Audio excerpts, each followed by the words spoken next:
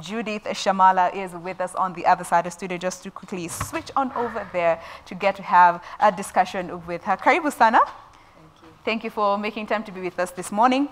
It's my pleasure. As mentioned, communication platforms still remain open. The hashtag is Good Morning Kenya at KBC Channel 1, at Jane Wamboi, at Ramaguko, and at Fiona Shuri is how you can find us across all social media platforms. And our SMS number is 20154. Once again, we have with us Judith Shamala, who is the senior attorney in charge of asset recovery, working with the EACC. Now, of course, we just want to get to know you better, how the journey has been, and where the EACC is headed, given, the public always expects more than, we are appreciating. We want to understand the situation. So let's just get straight into it. Karibu sana once again. Thank you. How are you feeling this morning? Amazing. Amazing? Amazing. We are recovering assets. We are recovering assets. Amen. That is the kind of conversation we want to hear, because we are, as humans, we tend to gravitate towards what is not working, as opposed to appreciating what is working. Yes. All right. So now let's just, before we get to matters to do with the EACC, we want to know who Judith Shamala is. How is she as a person? How was life growing up? And let's just start there. When you look back to your younger days, how were those days like? Paint a picture for us. I was born in Nairobi. Yeah. Raised in Nairobi. My mom is a policewoman, so you can imagine our house was military. I hope she's not watching. When you go back home, she's still a mother. Yes, and my dad is a valuer. My mom is now retired. Dad has passed on, it's been 6 years. But it was amazing. It was Growing amazing? Up, I grew up in Dagoretti. Actually, we grew up in Buruburu, then Dagoretti Corner, at the senior staff quarters, because Dad was working for the Nairobi County. Yeah. Which back then was Nairobi Council. And it was amazing. We actually played football with, what's his name? By we, you were also included there? My brothers. I'm an only girl with 2 brothers. I'm sure they're very proud now when I say that. But we grew up in Dagoretti, playing football at, there's an open field right at the heart of the senior staff quarters of the city council houses.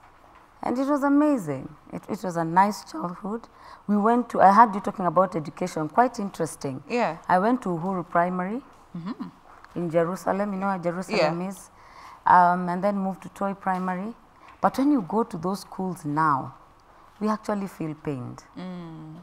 We formed an alumni of Toy Primary to try and revamp that place, do some painting, some cabro works, I took my daughter there. Some maintenance of sorts. Yeah. It was amazing. Then we used to be like 30, 40 students a class. Imagine. And we used to compete with Olympic Primary. We were top of the cream. And now when you go back there, I took my daughter there and she's 13 now. And it was sad. It was a sad sight to see. It was a sad sight, and she was like, Mom, you came to this school. They're wondering how you survived. Exactly. And back then it wasn't like, as neglected. It was Della Cream. And guess where we used to pass through? Woodley Estate. It was the eat then, it was greenery, and you could just see people jogging in the morning. It was like the Muthaiga of those days. But life was the good. suburb of those days. Oh yes, and we enjoyed Maziwa ya Nyayo, some of us. Yes. My brother was a head boy, he should hear this. I used to get 5 packets. Privileges of being related to the heads. Yes, but it was amazing growing up. And what was the dream growing up? Looking at how your mom was in the force, did you find yourself gravitating towards, law enforcement? Of course, now you're in some form of law, of course, that clearly shows. But what was the dream growing up? Just like any other child, I really wanted to be a doctor. A doctor? Really wanted to be a doctor. Why was that? I don't know. The way you just fancy white caps and you're helping people. Basically, I think the underlying was just to help people. I actually took over both my parents because they were civil servants. And I could feel this need, like Dad was all humanitarian, having grown in poverty in Machakos. Yeah. So you would feel the need to help. So one day he told me, no, I don't think you're cut for First of all, I fear mortuaries. So he told me, I sincerely do not think this is for you. You are in the wrong dream. In the wrong dream. Why don't we focus? Since you like talking and arguing a bit too much, why don't you be a lawyer? Do you think that's where your interest in law stemmed from, your dad's Yes, from my words? dad. Yeah? I kept on joking with him. I told him, you lived your dream through me. I think he wanted to be a lawyer, but... So he kept on. But no, I think parents know how to guide their children. Yes. I heard you discussing about education and homeschooling and parents wanting something different for children. Yeah. I think parents should guide their children. Because my brothers are who they are because of my dad. He was like, you guys have a business acumen. Your side and your father is spotted that from a younger age? Yes, because he was there throughout. And he nurtured that? He nurtured that from scratch. As he did with you when it comes to law, because maybe you were thinking about being a doctor, yet you fear mortuaries, but he noticed you are a talker, you like to argue out things. And a critical thinker. And a critical thinker. Wondering why are things being done this way. Always questioning? Always questioning. You are that child? It's a good thing.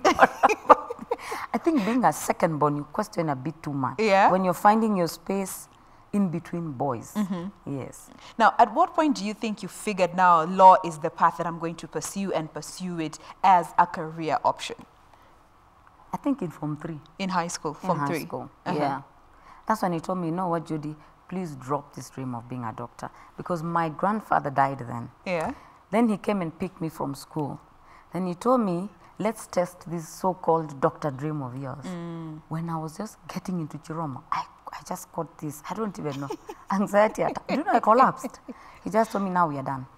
You can't be a doctor. You cannot. Forget about it. Your grades may be good. I had actually picked pure sciences. You'll be surprised. I was doing, and I passed so well.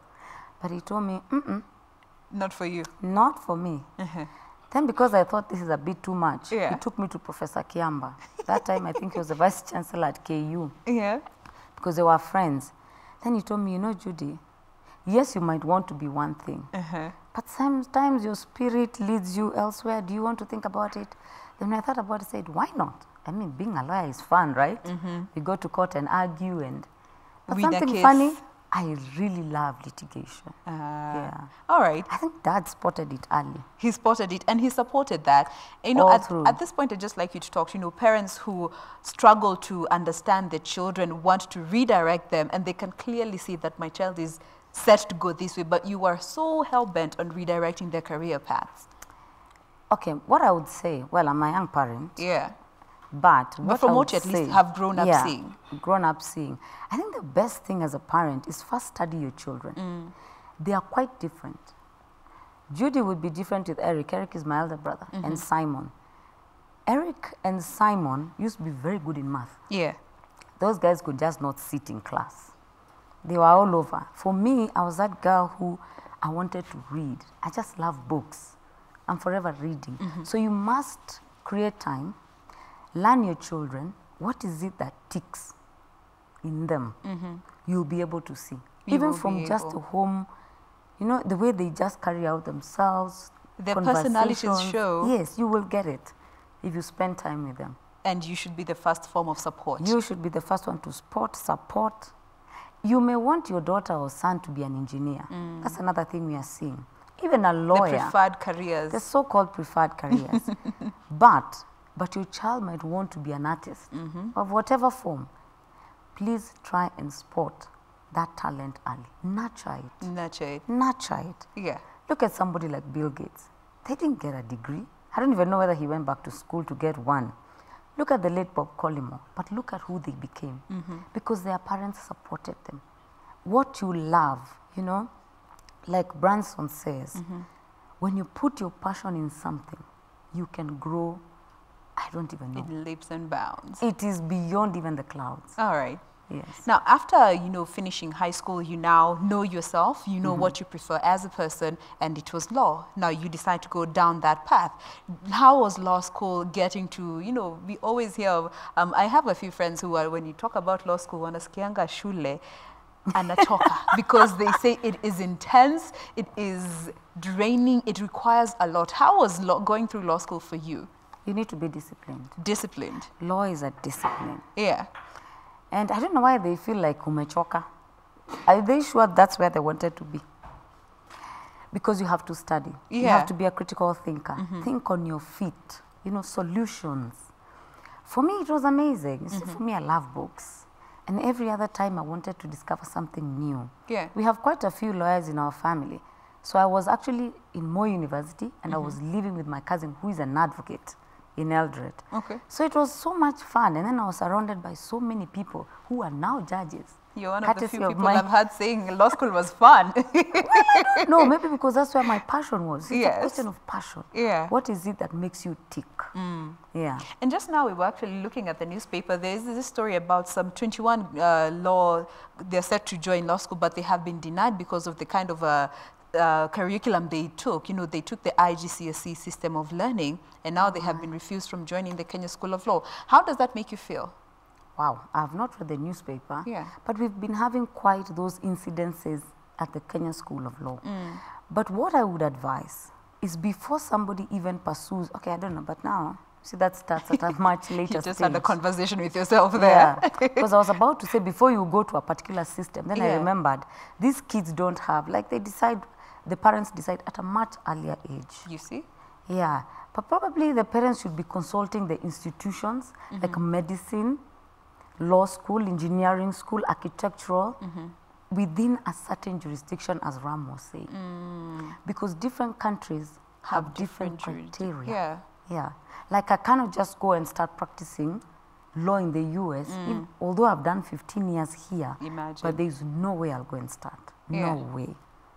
And We now do they have to go Commonwealth back to law, secondary. they have civil, I think. Yeah. It's totally different. I can't go to South Africa, I can't go to France, you must start somewhere. So do you think we need to sort of standardize the form of education that is being offered here in Kenya, at least that can accommodate, because these are students who have studied here in Kenya and they're not able to go to an institution here in Kenya. Difficult. It will be a bit difficult. Yeah, because if you box it into, I was about to say the 844 system, now it's called the what? The CBC. CBC. Yeah, my second one is in CBC.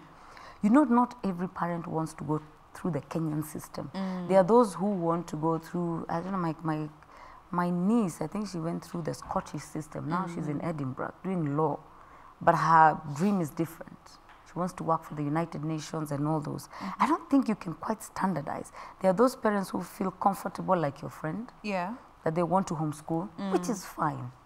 It's different thing for different people. So I don't know. That's quite an interesting thing. I'll go and look up at the newspaper why the Kenya School of Law refused Yeah. those students. But looking at the education system, because these are all children who are in the same country, all looking to maybe get the same opportunities later in life.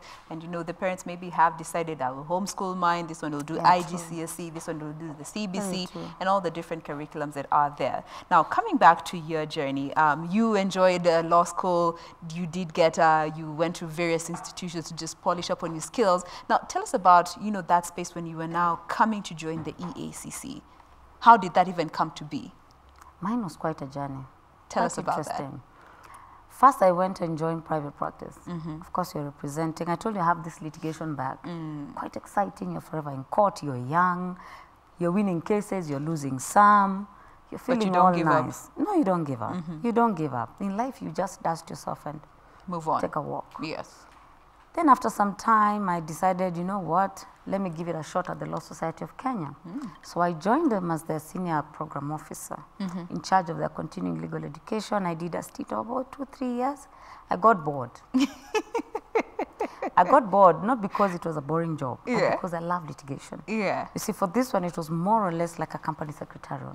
You're forever in meetings, taking minutes. I'm Routine. like, this is boring. I want to be part of the decision-making process, Okay. not typing minutes. With all due respect to company secretary.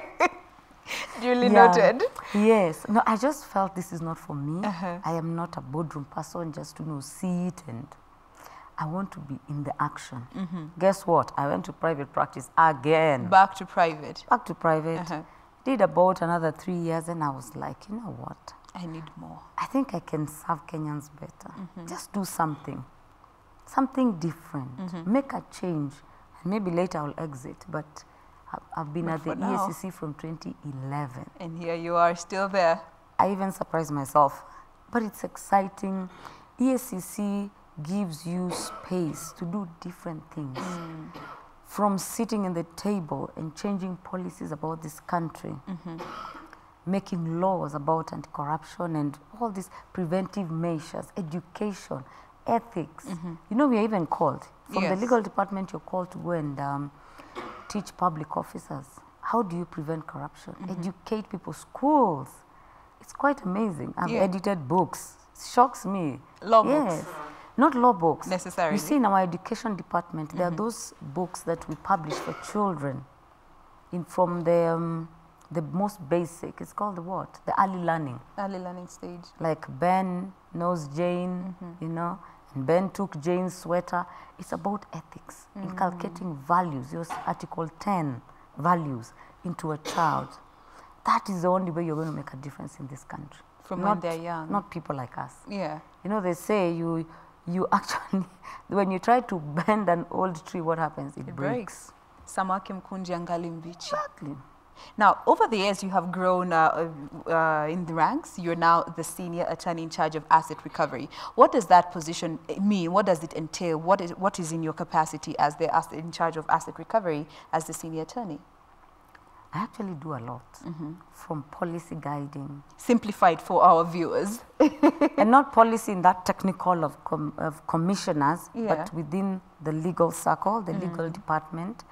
I sit with our directors and deputy directors to see what laws can we propose for amendments to make this fight better, easier, efficient. We sit with the judiciary to see how best do we tackle this thing, because it's not an EACC thing. Yeah. It's not an EACC thing.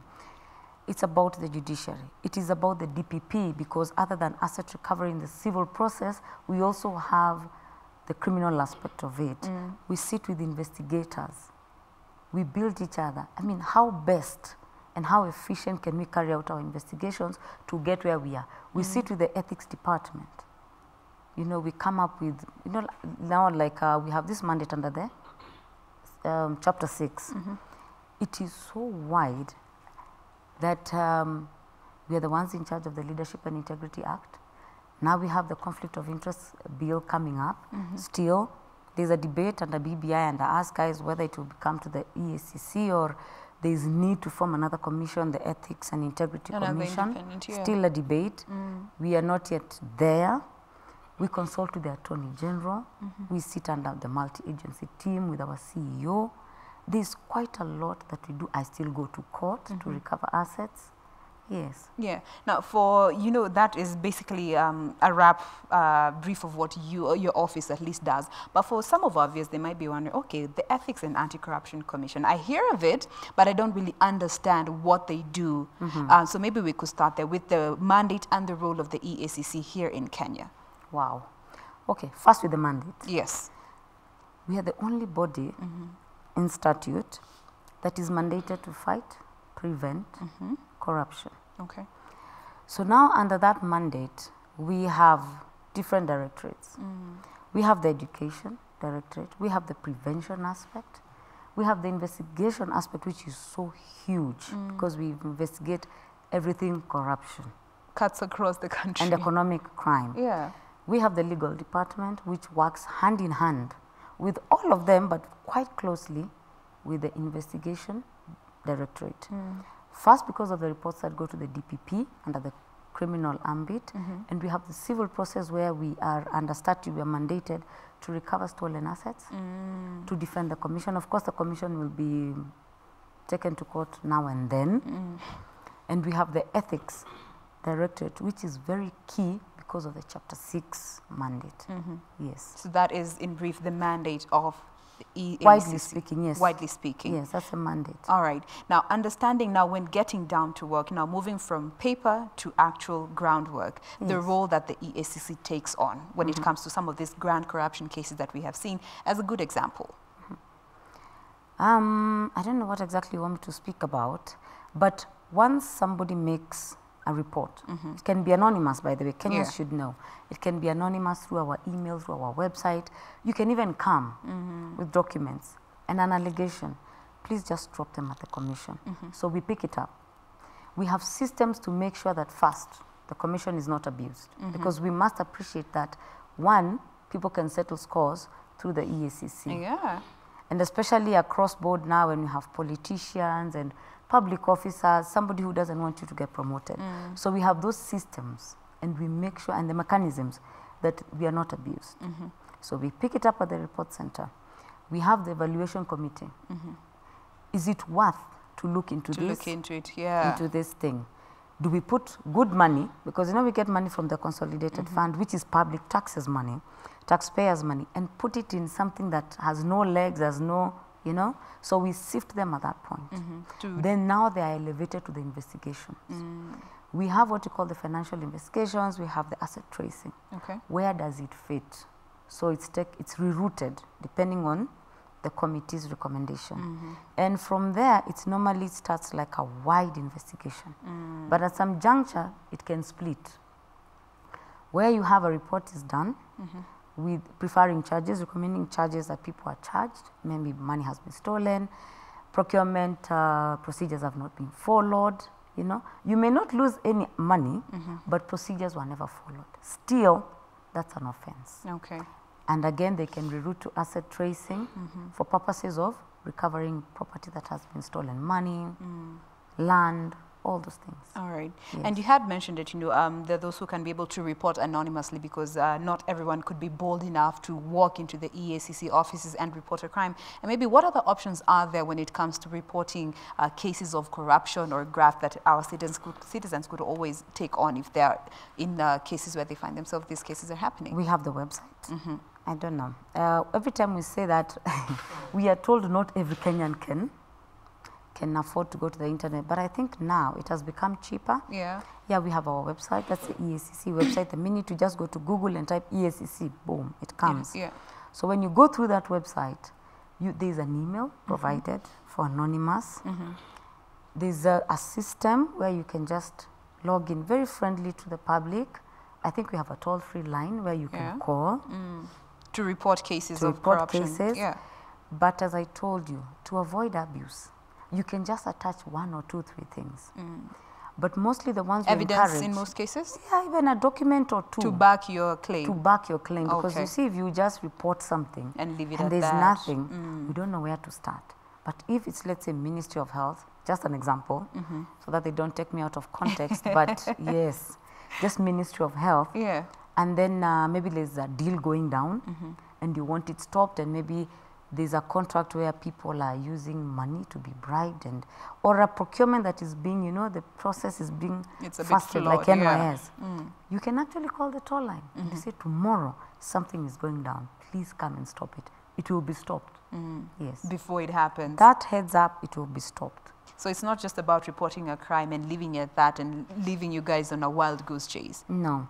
At least some heads up. Yeah. Because if you say there's something wrong with the Ministry of Health, we wouldn't know what. Okay. But you can even give a tender. Most of the people sometimes the people who are working under, you know, cover, or somebody who is in a particular department, but yeah, just a heads up. Maybe even the contract number, the tender number, you know, it's very quick to pick. Yeah. Because we can liaise with other bodies and then we pop. You work together. Yes. Now, looking at, you know, the mandate of the EACC, you cannot manage to handle every case across the country. Yes. And of course, there's so many challenges that come along the way. Maybe we could start there. Maybe what are some of those challenges that have still remained to be a problem that could the government or any other institutions, and even the citizens, could go along in helping when it comes to the delivery of the EACC's mandate and role to the citizens? One of the greatest challenges we experience, and our CEO spoke about it, I think last week on Friday, is we handle like 3,000 cases in a year. Wow.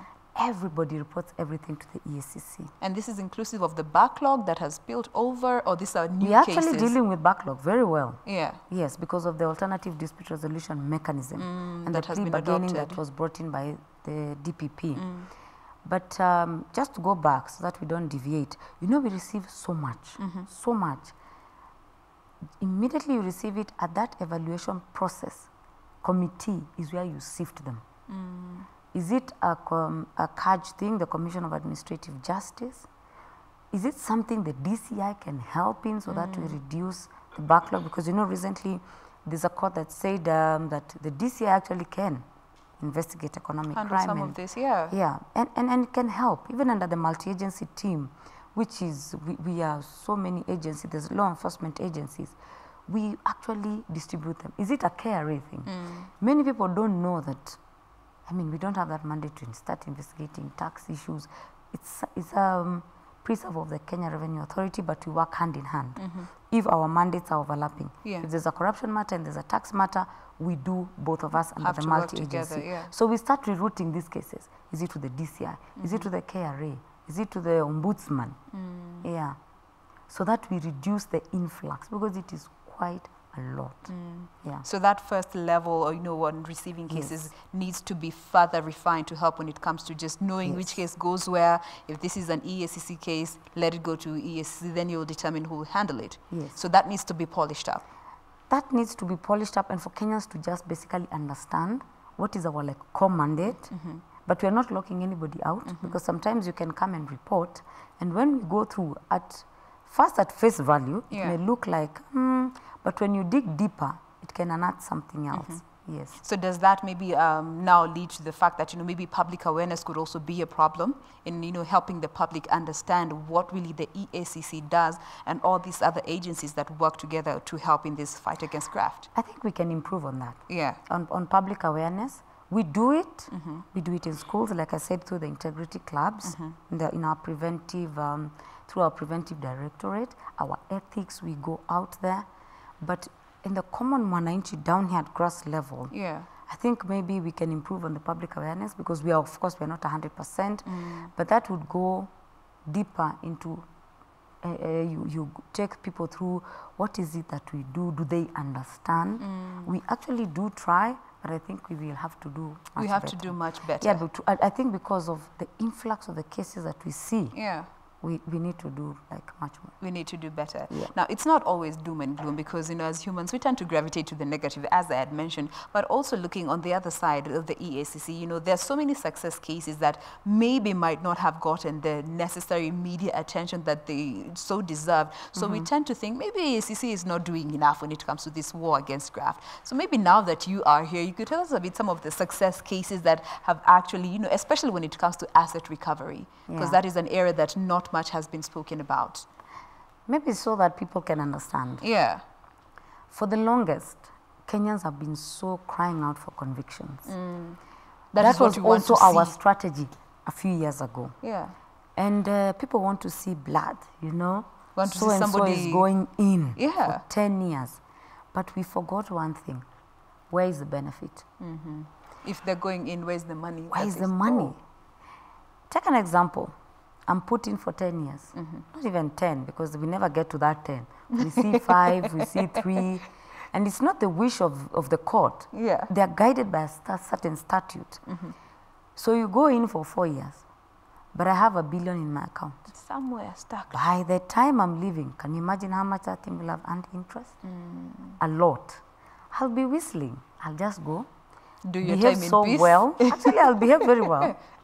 A year or two, I'll be made what? Head of a certain thing in the prisons. You are... Like a department. Yes. I'm the one teaching people how to draft pleadings. I'm a lawyer. I'm the one teaching people about law and awareness.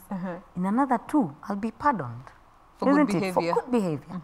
But you forget there's money stashed somewhere. Corrupt there's money. Property that was registered in my name, in my crony's name, is my family's name, but no one is going after it. So now, when asset recovery became a global thing, because now that is the in thing right now, we realized, take away the benefit, you take away the power, people will not find any need to steal public money. Strip them bare. Strip them and remove away the benefit. Then what would be the point? Because why do people engage in corruption? For benefit. What they stand to gain at the end of the journey. Yes. So we decided as a commission, and I'm thinking now it's across board, and you've been seeing our president speaking about it, asset recovery, asset recovery. Yeah. It's not even in Kenya alone. It's all over the world, because we are part of many associations, like the Asset Recovery Agency of East Africa, South Africa. We are part of all those. Yeah. And everyone is decrying of take away the benefit. So we decided to take another strategy. Over and above us forwarding reports to the DPP for this blood that everyone is crying for, can we go after the benefit? And I can tell you for a fact it has reaped benefits. It has proven to be a proper deterrent measure. Yes, over and above, like we have properties. Just the other day you saw last year, we handed over the 5-acre land for University of Nairobi. Yeah, it had 5 houses. It's worth 2 billion. Imagine. Can you believe it? If we had pursued the person who surrendered and not gone after that property, After the asset. can you imagine what would have happened? And interestingly, we've opened up on what we call alternative dispute resolution, ADR. ADR. It's there in the Constitution, it's there in our statute.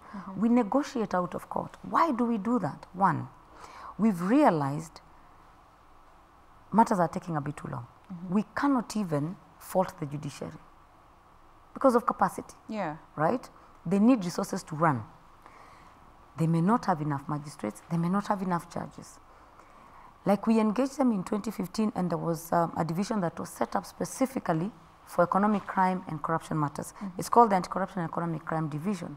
So our matters can even take 2 weeks and we are done.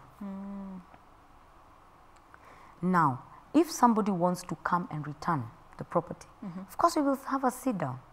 It's encouraged. To willingly surrender. Yes, over and above matters taking long in court because of capacity issues, no money, no what. I mean, it's something across government and it's not our wish. We also have, because of that taking long, witnesses die. Witnesses are interfered with threats. People will pull back and tell you, my life is in danger. There is no way I'm going to put my family on the line or myself. So there's no way I'm coming. And yet you'll find that's a very crucial witness. Then what happens? You lose that case. And do you think some of these people who engage in these grand corruption skills understand that this is some of those loopholes that have stood there for so long and they still continue to exploit them because they know that this is a loophole and I'm going to get away through this? Yes, I'm sure they're aware. Yeah. But, as I've told you, we engage judiciary. We have our own division now. You file a matter today and you're ready to go, believe you me, those judges are ready to hear you. And in 2 weeks, you can have a judgment. The courts have taken now over and they're like, we are not going to adjourn a matter based on the counsel is not there. Maybe because of a genuine case like you're sick or a witness is sick, but it's not the usual thing, the queuing thing that we see. Yeah. The only issue we have is when we are recovering land. Because you see land under the Constitution must go before the Environment and Land Court. We cannot go towards the other division. So we have to queue with everybody else. You knowing the historical injustices on land in this country, first of all, it took us years because there may be the documents we had to reconstruct. They are missing. We have to chase people around and then you come and queue. It's quite unfortunate. We need more judges in that particular court. Capacity is lacking. You will find that when you file a matter today, you'll get a date in 2022 if you're lucky. So you can imagine that is public land that is going to waste. We've also recovered a huge chunk of land for the Rift Valley Institute of Science and Technology in Nakuru. It's worth 2 billion. We had filed a matter in court. I think of course they saw the signs. They actually relinquished and said, you know what? They told the judge, we want to surrender. We want to surrender. The judiciary land where the court land in Eldoret is, you cannot believe somebody had a title to where the High Court is. That was returned. Was in Gishu District Hospital. Yeah. Many people don't know. It was in the hands of private developers. We are about now we were fighting for the Loresho water. We are still fighting for that water reservoir to come back because it serves the whole of Nairobi. Ngong Forest. Everyone. But somehow somebody has a title to it. Yeah. It's very sad, but that is what we are seeing now. Then under our asset recovery mandate, we have something we call unexplained wealth. Unexplained wealth, yeah. It's like a lifestyle audit. Where you have a public official, we know how much you earn, but you're living way above. I'm sure Kenyans have been following. We have a few judgments. And I'm quite proud to say UK is actually benchmarking with us. We have the famous one for Jimmy Kiamba, 300 million. We have not realized those processes because they moved to the Court of Appeal for an appeal. So we cannot discuss much about it because it is before the court. But you can imagine such a judgment for 300 million. Just the other day, we got another one. Somebody who was working at Nyayo House, interior, an accountant. We got a very good judgment of 112 million. Now you're negotiating how he's going to pay back that money. Yeah. In Mombasa, we had a case of somebody who worked at the port. We got a judgment of 78 million on unexplained wealth. Just the other day again, somebody who was working as a senior official at the Nairobi water sewerage, we got a judgment of 41 million. He has so far returned 29. So something is actually, we are moving. Asset recovery is the way to go. And we are not yet done. Yeah. Kenya Railway, if you've been following just the other day, the whole of Kisumu, we have recovered so much property for Kenya Railway. It was in the hands of individuals. Now they're coming and saying, you know what? Please, I don't want problems with you guys. Can you take this land back? And for those who are now opting to go that, volunteering to give back some of these assets, what is the procedure like for them? Are they going to still go through the whole process of trying to see, being investigated as to how they acquired this property, or that willingness, that show of goodwill is considered?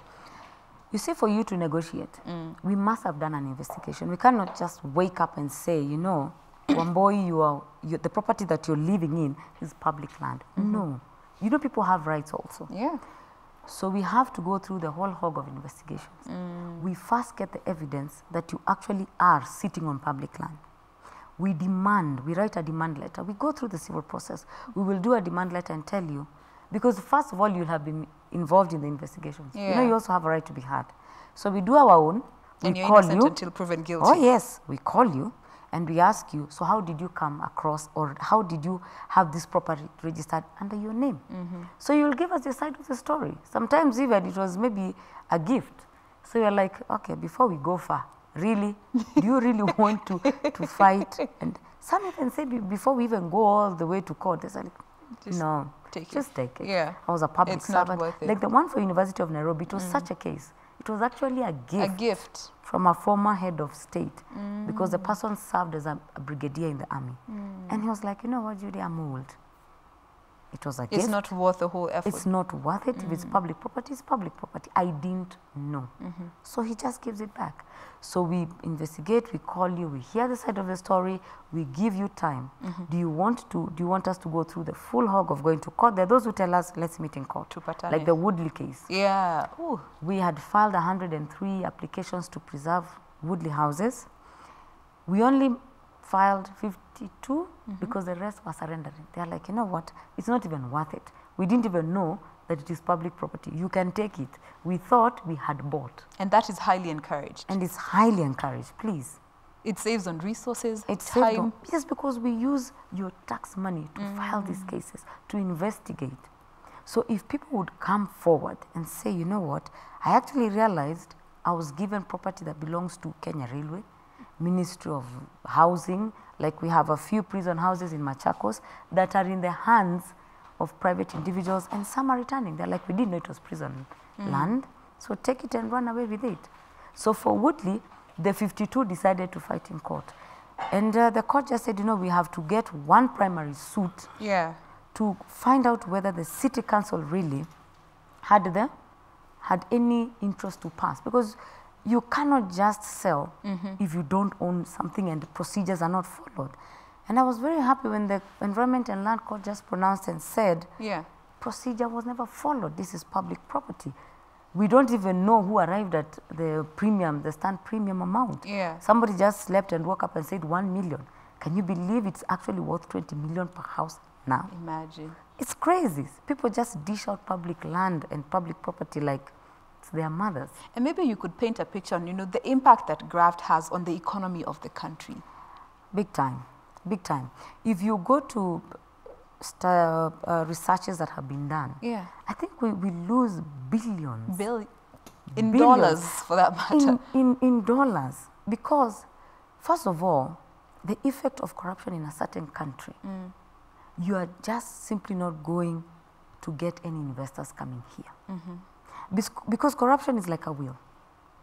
You come here as an investor, you need to first bribe an official to get a work permit. How many are willing to do that? They are there, but how many? Because the cost is high. If you have a dispute, some believe that you must oil the wheels of justice. How sad is that? Very sad. Whether true or not, it is sad because corruption is a perception in a certain country. By the time you oil the wheels of justice, your property is gone. By the time you even go to the police for recovery or ask guys, how many years is it? Is it worth to come and invest in Kenya? It's not. That is why you're finding some of these companies are going to Uganda, Tanzania, Rwanda, because they believe there the corruption is a bit lower than in Kenya. It is quite sad. And there was actually the corruption index research that was done sometime The last year. Transparency International. Yes. You know, Kenya was ranked, it was around 29.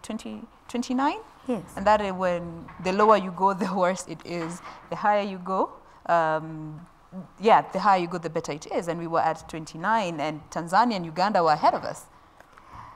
Well, I don't know, because I don't know what parameters they used, but I would just add Kenyans. You know, it takes all of us to create a country. If all of us would join hands with the government and try, because who takes part in corruption? Still us. Who issues a fake passport? Comes back to bite us as terrorism. Who will issue a fake ID? It's still us. You're the one. It's a Kenyan sitting there in immigration, giving out a passport to a terrorist. Imagine. Giving out an ID to an alien who has not even followed procedures. Who is this person you're giving access to our country? Who? Why do I have to pay you for me to get services? Yet the money I pay as taxes pay your salary. Imagine. How sad can that be? Very sad. Exactly. Now, looking at EACC, and of course, as I'd mentioned, you know, when it comes to this fight against graft, you cannot do it alone as a body. And looking at all these other strategic partnerships that could go a long way in helping bring down these cases of corruption and graft that we are seeing. When it comes to these strategic partnerships that could go a long way from different agencies, what would you like to say when it comes to that, the different agencies and the role they have to play in assisting the EACC deliver on its mandate? I think we have already crossed that bridge. We're already there. Yeah. We have what you call the multi-agency team. Yeah. It is headed by our Attorney General. EACC sits there. We have KRA. We have DCI. We have the Financial Reporting Center. Which are the ones? I think the witness protection is yet to be brought on board. Okay. But all the law enforcement agencies sit in that meeting. And I think they meet after every 2 weeks. We look at the big cases, 100 million above, huge personalities who are involved because, of course, of collection of evidence. What help are you going to get from a certain agency? Because you can find that we are handling a very big case. We need assistance from Kenya Revenue in terms of documents as to whether somebody is paying taxes. DCI can take up on the issue of fraud because they are well trained on fraud, while you do an analysis on something else. So we analyze a case. Do we need more than EACC to deal with this case? And if it is a yes, officers from the DCI are put together with officers from the EACC, and it has not even happened once. It has happened severally. And you find that we become so efficient because we roll out a case in a very little time span. All right. Yeah. Now, as we bring the conversation to a close, looking at the war on corruption, Yes. and I would also like giving when you're giving your closing remarks, is it a fight that we can win? I'm thinking, because can you really have zero corruption? I don't think so. Let no one lie to you, but we can reduce it drastically. Significantly. Almost to near zero, but not zero. And what more can we as the citizen, the common Mwananchi, because we are the very same people who take part in some of these grand corruption cases, knowingly or unknowingly, what more can we do to just help ourselves as a country get to that point where corruption is not a problem that we keep complaining about and doing nothing about? Can we please join hands? Yeah. Join EACC. Stop giving bribes to policemen. There are policemen who tell us, when we stop you, before I even ask you where is your license, someone is saying, "Nukupatia ngapi?" You know? So you can imagine that is a Kenyan offering a policeman, but you keep on saying government is not doing enough. Serikali is idea. Can we please join EACC in terms of reporting, in terms of embracing the values, the rule of law, you know, to fight this whole thing? It's something that cannot be fought by the law enforcement agencies alone. We cannot point a finger and say you're not doing your work and we're not assisting in the process. No. It's something collective. Yes. It starts with you and me. For parents, can we stop bribing NEC to give papers for our children? Yes. Are you getting? Because it starts with you. You're the one offering. These people will just take. Yes. All right. Now, your closing remarks in regards to this whole issues to do with corruption here in the country, and again, when it comes to the role of the EACC and all these other agencies when it comes to putting in the work and not just being pretty on paper. What I would tell, my closing remarks. Yes. I know Kenyans think that we are not doing anything, but I would urge the media, please, team up with us. There is a lot that is being done by the Anti-Corruption Commission, plus even the DPP and the judiciary. There are so many assets that we are recovering. But as people say, good news doesn't sell. So please, as a media, team up with us. There is hope for this country. I am one person who believes in positive vibe. There is hope for this country. So much is being recovered. We are handing over a lot back to the consolidated fund. We are about to release about 2-point-something billion worth of cash, not just land. We are returning land to the specific ministries, organizations. If there's need for Kenya Railway to expand, we are releasing so much back to them. So I would tell Kenyans, please don't lose hope. There is hope, but help us fight this vice. All right. Yes. And not just point a finger at And what not is just not point a working. finger. Yes. Because fall reflect back to you. We never stop to think about that. Exactly. Thank you so much. We appreciate your time this morning. Thank you. We have been speaking with Judith Shamala. She is a senior attorney in charge of asset recovery, working with the Ethics and Anti-Corruption Commission. You know, just trying to let us know how things are, because we are always looking at what is not working, and as opposed to appreciating what is working and looking at ways in which we can make what is not working start working. So thank you so much for making time. And before we wind up, maybe you could give us social media handles, both yours and the commissions, so that our viewers can also know how to interact with the commission on social media front, if you're able to remember them. I think it's EACC Kenya. EACC for Kenya? The Twitter. Yeah. And for the Facebook, I can't remember. But it's something to do with EACC. It is EACC. Yeah. Yes, it's All EACC. Right. So yes. So if you are in, find yourself in a situation where you think there could be some not so good procedures or clear-cut procedures being followed, aka corruption, you can always go to their offices. There is a website up and running. You can report anonymously. You can leave a tip. You can call. You can send an email. All these avenues are available. Twitter handle. Let them comment social at media, EACC Kenya. At EACC Kenya. Yes, social Interact media. and help report these cases, because once again, it starts with you and I before we start pointing a finger and accuse the commission for not doing anything, and yet they are trying the best they can. Thank you once again. We appreciate your time. Thank you. Karibu sana.